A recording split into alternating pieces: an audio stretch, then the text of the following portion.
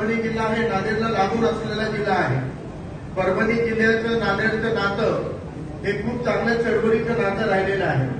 अनेकदा परभणी जिल्ह्यातील मुस्लिम समाजावर जेव्हा जेव्हा संकट आले, नांदेडमधून धावून येणाऱ्यामध्ये आम्ही पण आहोत. अनेकदा मी स्वतः नांदेड परभणीमध्ये आलेलो आहे. नांदेड परभणीमध्ये एकदा ISIS मध्ये भरती झाले म्हणून मुस्लिम तरुणांची अटक झाली होती.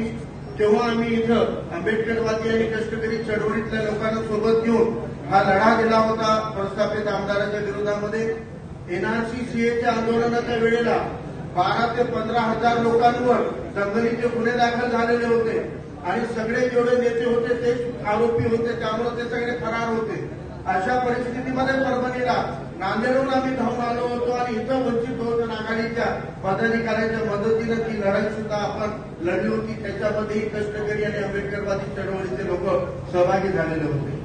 तात्पर्य सांगायचं एवढं आहे की या परभणी जिल्ह्यामध्ये आंबेडकरवादी चळवळ खूप ताकदवान आहे आणि जेव्हा जेव्हा मुस्लिम समाजासह ओबीसीवर संकट येतो त्यांना वाचवण्यासाठी आणि त्यांची लढाई लढण्यासाठी परभणी जिल्ह्यातला आंबेडकरवादी कार्यकर्ता धावून गेलेला आहे. सामाजिक न्याय बाबासाहेबांना अपेक्षित, संविधानाला अपेक्षित सामाजिक न्याय मिळावा म्हणून पीडितांसाठी, शोषितांसाठी परभणीमध्ये आंबेडकरवादी लढतो. चळवळीमध्ये पुढे आहे, सामाजिक कामात पुढे आहे. पण राजकारणाच्या निवडणुकीच्या गणितामागे आपण मागे का आहोत?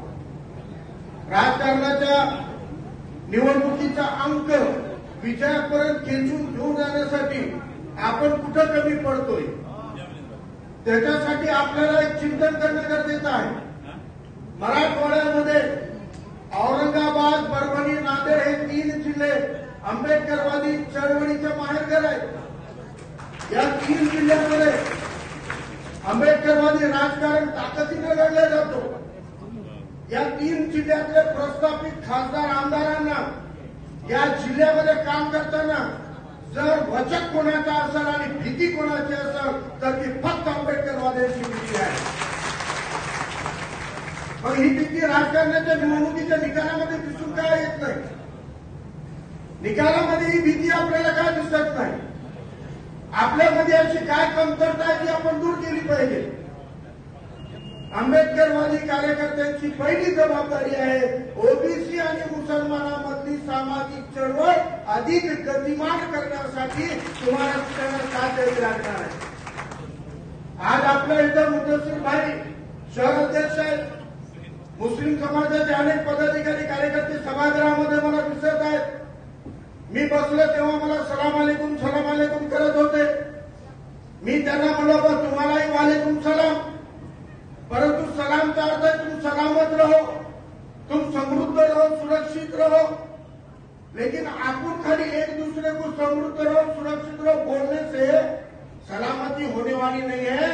मुस्लिम भाइयों को मैं कहना चाहता हूं, अगर सलामती अपनी भी, दिगर समाजों की भी और अपने देश की भी चाहते हो तो आंबेडकरवादी कार्यकर्ता के साथ जुड़ना जरूरी है. आंबेडकरवादी नेतृत्व के साथ जुड़ना जरूरी है.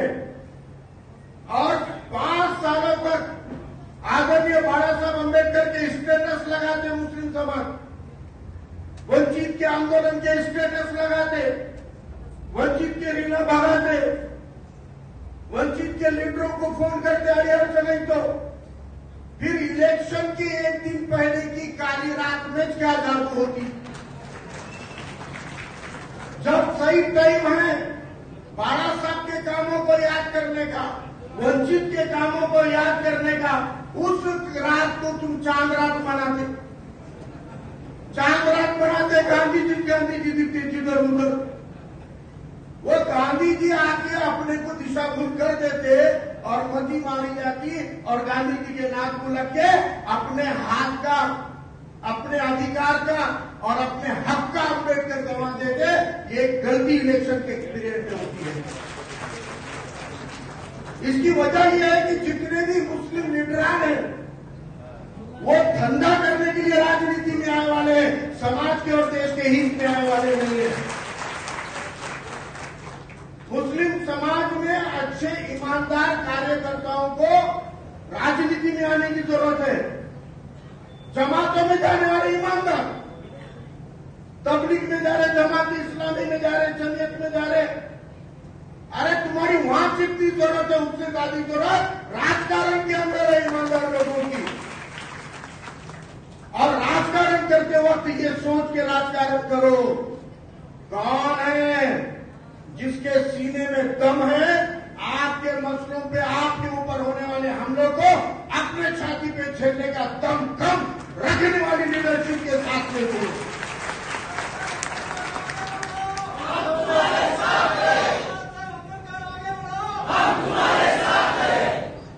परवरी में मौके नहीं दिए ऐसा नहीं है। सेक्युलर बोलने वाली पार्टियों के बारे में बताओ कोई मौका दिया होगा तो। अली जनाब प्रकाश अम्बेडकर साहब ने तुमको लोकसभा का टिकट दिए थे, सिर्फ टिकट नहीं दिए थे, 1.25 से 1.5 लाख अम्बेडकरवादी वोट भी दिए थे। तुम्हारा खुद का समाज तुम्हारे साथ खड़ा नहीं रहा। मुस्लिम कैंडिडेट जिसको हमारे अम्बेडकरवादी वोटर लाइन लगा के वोट डाल रहे बिना 1 रुपए लिए, खुद मुसलमान भी उस मुस्लिम उम्मीदवार को वोट नहीं देता होगा और अगली बार टिकट नहीं दिए तो छोड़ के चले जाता होगा, तो ये सियासी ईमानदारी नहीं है।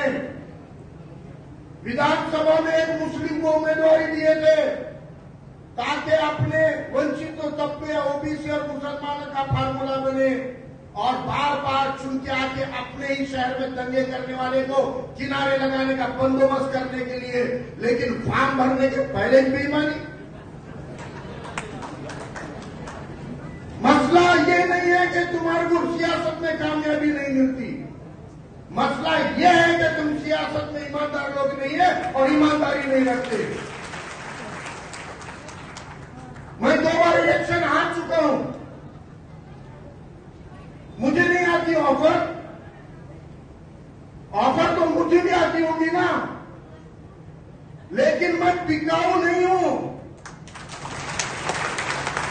जहां मुझे सम्मान मिलता है, जहां मेरा स्वाभिमान की रक्षा होती है, मैं वहां महफूज हूं। जहां धन दौलत है वहां सुरक्षित नहीं हूं। मैं कहीं जाकर मेरा फायदा होगा, मेरे कौम का फायदा नहीं होगा। इसलिए अब अगर आपको लगता है तो मैं एक आखिरी बात बोल के जगा लेता हूं। परवरी जिले के मुसलमानों ने एक आदर्श अपने सामने रखना चाहिए। महाराष्ट्र के और भारत के मुसलमानों ने एक आदर्श अपने सामने रखना चाहिए। जो इलेक्शन के 2 दिन पहले गली में गांधी जी लेके नोटा लेके वोट देते ना, 5,000 आ रहे थे जी फारूक भाई, कैसा नहीं बोलेंगे, 12,000 आ गई थी, साल भर के सिलेंडर का खर्चा निकल रहा। अरे 5,000, 10,000, 15,000 के लिए वोट बेचने वालों, सोमनाथ सूर्यवंशी की मां का आदर्श अपने सामने रखो। इसी परभनी जिले का अम्बेडकरवादी कार्यकर्ता, हिंदू वडार जाति का, उसके ऊपर जुल्म हुआ।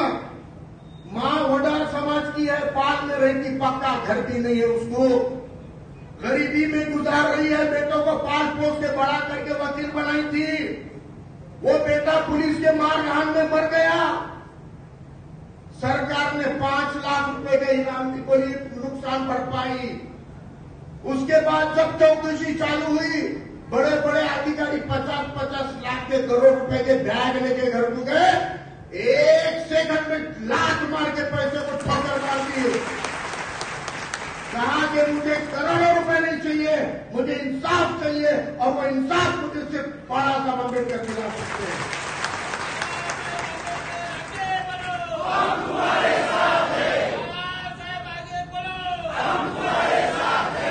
अरे तुमको इलेक्शन के दिनों में जो टुकड़ा फेंकते 5,000, 10,000, 15,000 का, उसको ठुकराने का स्वाभिमान तुम्हें नहीं है।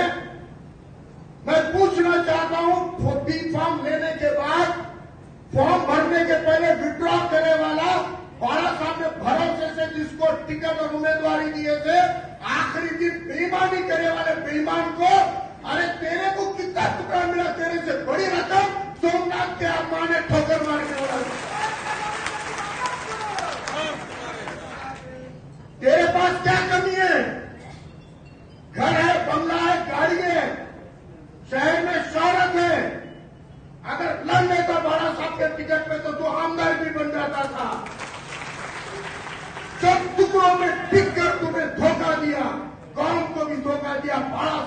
दिया और वंचित को भी दिया।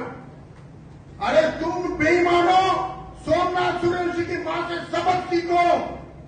ईमानदारी क्या होती है? अगर वो पैसे लेती तो आलीशान जिंदगी गुजार के बच्चों को खुशहाल रखती, लेकिन सिर्फ इंसाफ की, स्वाभिमान की और ईमानदारी की बात की कि करोड़ों को ठोकर मारकर बारासात के साथ मजबूती से चलेगी। आज ये सियासी ईमानदारी की जरूरत है। मुसलमानों को भी जरूरत है, ओबीसी को भी जरूरत है, अम्बेडकर वादियों तुमको भी जरूरत है। सोलापुर में अपना भी ऐसा बेईमानी करके भाग गया इलेक्शन में। सभी को राजनीतिक ईमानदारी, राजनीतिक प्रामाणिकता लानी पड़ेगी, क्योंकि अब सिर्फ समाज बचाने का वक्त नहीं है, अब देश और संविधान बचाने का वक्त है। हमको ईमानदार बनना पड़ेगा और राजनीति से बेहतर रास्ता नहीं है और बाड़ा साहब से बेहतर सिपह सालार और सेनापति नहीं है। ये बात बोलता हूं, अपनी जगह लेता हूं। जय भीम, जय हिंद, अल्लाह हाफिज।